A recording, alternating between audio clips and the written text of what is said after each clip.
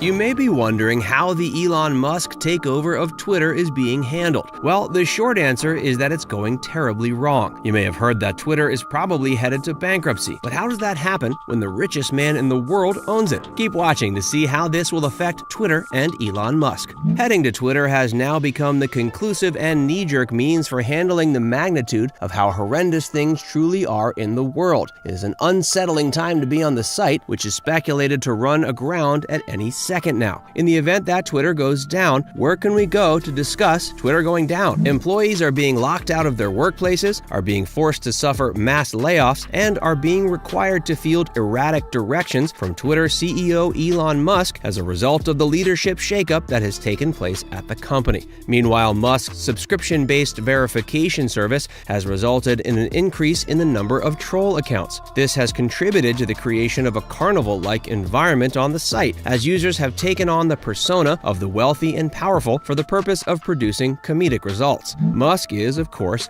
the mastermind behind the entire idea, which is doomed to fail in every foreseeable way. A few times following the debut of the function, an individual by the name of Elon Musk, who possessed the authoritative blue check, urged followers, saying, quote, "If you want to be like me, drink your pee." The tone of Musk's megalomaniacal corporate speak and his spastic emailing habits are satirized in one image. The meme also riffs on the spoof stunt by providing a screenshot of an employee inbox that is swamped with Musk's desperate urinal preoccupation. For those of you who need a recap, Elon Musk started his takeover bid of Twitter back in April of 2022 by becoming the largest stakeholder at 9%. Musk first accepted Twitter's invitation to join the company's board of directors, but ultimately decided to turn down the offer. On April 14th, he made an unsolicited bid to purchase the firm. Twitter's board first replied with a poison pill approach to oppose a hostile takeover, but on April 25th, they officially accepted Musk's takeover bid of $44 billion.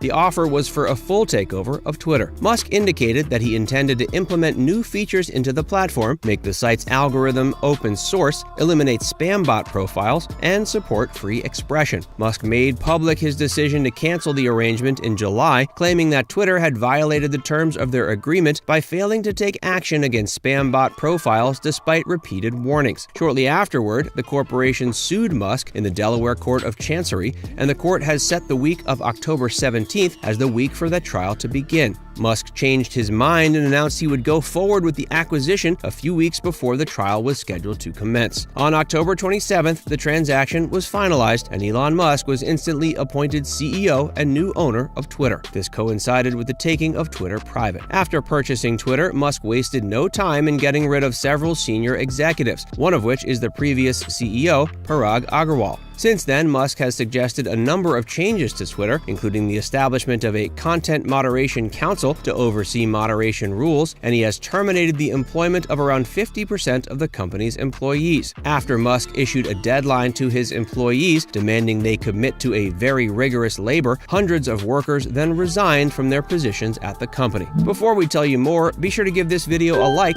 and subscribe to Kaboom if you haven't already. Elon Musk's acquisition of Twitter has gone so far off into left field in such a brief amount of time that he may have to take the social media site into bankruptcy only weeks after obtaining it. Even while this is likely to be awful for Twitter, Elon Musk, CEO of Tesla and the richest person in the world, is not likely to experience much of a financial impact personally. According to a story by NPR, Musk is said to have warned staff members that Twitter could go bankrupt if the company does not begin producing significantly more money. Musk completed the privatization of the company with a takeover worth $44 billion last month. In the process, he converted part of his Tesla stock into cash, but at the same time, he left Twitter with a debt of $13 billion. According to NPR, the issue is that Twitter only created $632 million in cash flow in the previous year, which was used to pay for debt as well as other expenses. The current debt of the corporation is approximately 7 times greater than its predicted earnings for the year 2022. According to Bloomberg's story, another pressing issue is that approximately $1.2 billion in annual interest payments stemming from the Twitter acquisition are set to become payable. This implies that Twitter needs to immediately produce income and cash, but because of Musk's poor management of the takeover, the company has lost an estimated $4 million in daily revenue as a result of brands leaving the platform. Considering these facts, it's possible that filing for bankruptcy is the most prudent course of action right now. According to Andy Wu, an assistant professor at the Harvard Business School, this would make it possible for investors and other lenders to seize control of Twitter during the bankruptcy process while Musk would continue to serve as CEO. Wu asserts that Musk would be able to restructure the liabilities through bankruptcy, putting the company in a more stable financial position. If you're wondering how an individual with an estimated net worth of $185 billion can allow one of his failing firms to file for bankruptcy, the answer is that the owner of the business and the business itself are two independent entities. According to what is stated on the website Medium, corporate money are, quote, ring-fenced from personal finances, which enables even the ultra-wealthy to protect their personal assets in the event of a significant collapse in business. According to Forbes, there are three primary categories of bankruptcy to choose from: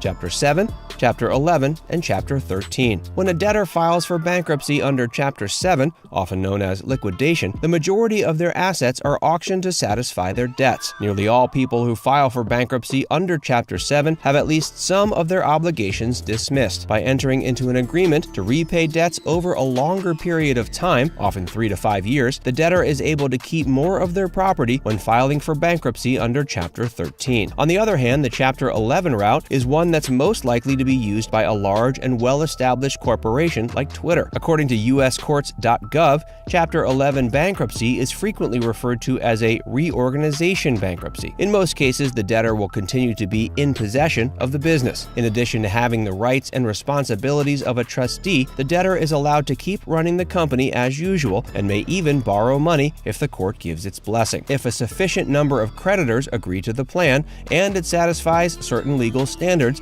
it will then be submitted to the court for confirmation. So that's how Twitter, owned by the richest man in the world, can declare bankruptcy. What do you think? Do you think Elon is handling the takeover properly? And do you think Twitter is headed towards bankruptcy? Let us know in the comments and make sure to hit the like button and subscribe to Kaboom for more videos.